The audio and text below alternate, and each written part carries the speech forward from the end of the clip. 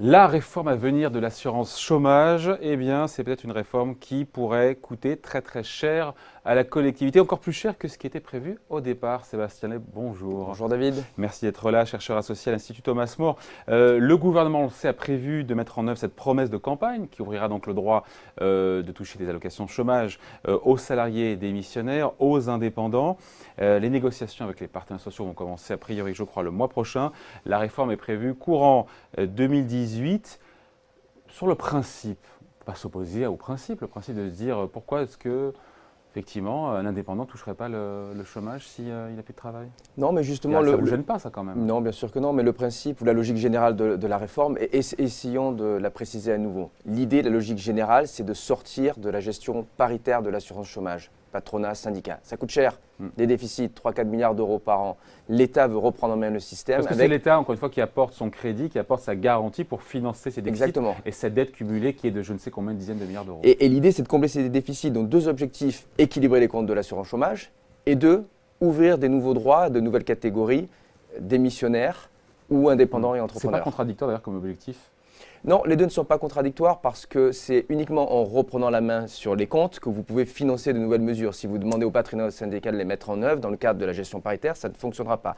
Donc, ils sont un peu colère, les partenaires sociaux. Hein. Ils sont pour l'instant vent debout contre la réforme, notamment les syndicats après l'épisode des ordonnances sur le marché du travail. Donc il va falloir bien évidemment analyser ces négociations qui s'ouvrent le mois prochain et jusqu'à l'été 2018, je crois, pour les entrepreneurs. Alors d'après les Échos, cette réforme pourrait coûter dès la première année 14 milliards d'euros, des chiffres qui sont quand même assez éloignés, même largement éloignés du chiffrage des premières estimations pendant la campagne d'Emmanuel Macron. On nous parlait de 1,5 milliard d'euros. Qui a raison entre les deux? La vérité est au milieu? Alors revenons sur ces chiffres en fait, et notamment il faudrait faire la différence entre les indépendants et les démissionnaires. Sur les indépendants, vous avez une mission en cours qui est par l'IGAS. La grande difficulté, c'est de déterminer quel est le fait générateur de l'indemnisation. Est-ce que c'est le moment où un entrepreneur décide de changer de projet? Est-ce que c'est la cessation de l'activité? Ou est-ce que c'est la liquidation? S'agissant des démissionnaires, vous avez une analyse qui avait été faite par l'Institut Montaigne, rappelez-vous, qui chiffrait le projet à 2,7 milliards d'euros. C'était l'idée d'offrir des droits à l'assurance chômage aux démissionnaires tous les 5 ans. Mais le problème de cette analyse et de celle de l'équipe d'Emmanuel Macron, c'est qu'elle résonne à périmètre constant, en considérant que le public qui est concerné par la réforme, ce sont en gros les gens qui démissionnent et qui s'inscrivent à Pôle emploi. Les nouveaux chiffres qui ont été publiés par le ministère du Travail, elles prennent en compte ce qu'on appelle l'analyse des biais comportementaux induits par une réforme. Si vous mettez en place cette réforme, quid par exemple des gens qui démissionnent et qui ne vont jamais à Pôle emploi? Parce que Pôle emploi ne leur offre pas la session de formation qu'ils espèrent, comme le disait Michel Godet tout à l'heure, ou parce qu'ils ont déjà trouvé un point de chute ailleurs. Est-ce qu'ils vont démissionner, s'inscrire à Pôle emploi pour toucher ces nouvelles allocations? Et puis, que penser de la cohorte de tous les salariés français frustrés dans leur position actuelle, qui pourraient se dire, mais finalement, je pourrais démissionner, penser à un vague projet personnel, aller dans une autre société ou créer ma propre société et toucher l'assurance chômage. Et dans ce cas-là, le ministère du Travail a fait un chiffrage, ça coûterait du fait de ces effets d'aubaine, la première année, entre 8 et 14 milliards d'euros. 8 et 14 milliards d'euros. C'est le fameux chiffre de 14 milliards d'euros. Et ensuite, si je puis m'exprimer ainsi, en vitesse de croisière, 4 à 5 milliards d'euros par an. Alors là, le coût, bien évidemment, pour les finances publiques serait faramineux. Parce que pour le coup, le bataillon d'allocataires augmenterait considérablement. Si effectivement, du fait de ces biais comportementaux. Et c'est là où on dit qu'on imagine que les choses seront encadrées. C'est un coût maximum, j'ai envie de dire, si tout le monde pouvait en profiter, entre guillemets. Rassurez-vous, on n'y arrivera jamais parce que les finances publiques ne le permettront pas. Il y a deux options pour ce gouvernement qui va devoir revoir la copie d'Emmanuel Macron pendant la campagne. La première option, c'est d'encadrer bien évidemment les conditions de la démission tous les 5 ans, c'est-à-dire de mettre des conditions draconiennes. La seconde solution, qui est peut-être plus viable à mon avis, c'est de prévoir des conditions d'indemnisation pour ces nouvelles catégories qui soient différentes du régime général, c'est-à-dire créer un régime ad hoc, comme par exemple on a fait pour les intermittents du spectacle, qui serait beaucoup moins généreux. Et dans ce cas-là, vous pouvez réduire la facture probablement aux alentours de 3 milliards d'euros par an.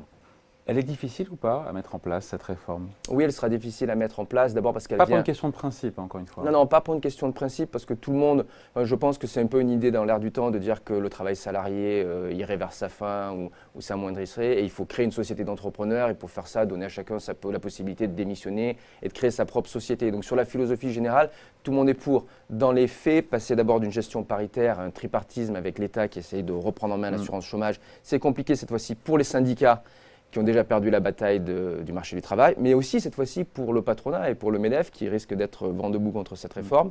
Et puis le deuxième point, c'est au niveau de la philosophie générale, dans une France qui est attachée quand même à la valeur travail, aller rémunérer des démissionnaires ou des gens qui ont de vagues projets entrepreneuriaux, mais on sait très bien que c'est très difficile à vérifier, notamment pour Pôle emploi, ça risque de créer des mini-scandales et des frustrations. Ouais. Et d'autant que pour réformer, enfin pour financer cette réforme et pour en réduire le coût, il pourrait y avoir une tentation légitime de durcir les conditions d'indemnisation des chômeurs.